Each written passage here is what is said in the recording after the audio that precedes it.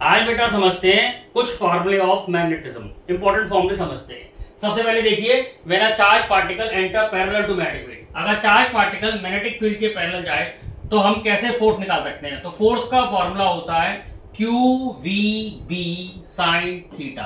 अगर charge particle magnetic field के parallel चल रहा है तो V और B के बीच का एंगल थीटा 0 हो गया, तो फोर्स हो गई 0, ये हो गई फोर्स 0। अगर चार्ज पार्टिकल परपेंडिकुलरली एंटर कर रहा है, जैसे ये मैग्नेटिक फील्ड है इनसाइड और चार्ज पार्टिकल बेटा परपेंडिकुलरली एंटर कर रहा है ऐसे, तो हमारा रेडियस का फॉर्मूला होता है mv/qb। mv मोमेंटम है तो p/qb, मोमेंटम रख लिया, mv की जगह p रख लिया, r = p/qb, और फिर मोमेंटम को काइनेटिक एनर्जी के टर्म में रख लिया √2mk/qb, और काइनेटिक एनर्जी को और फर्दर लिख लिया चार्ज इनटू वोल्टेज। यहां भी वोल्टेज है, यहां भी ध्यान रखें v वोल्टेज है, q चार्ज है, b मैग्नेटिक फील्ड है, m मास है, k काइनेटिक एनर्जी है।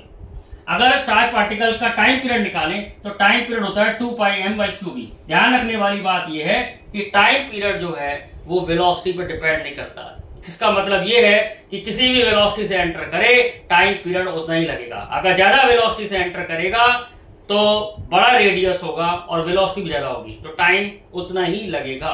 Time period does not depend upon velocity.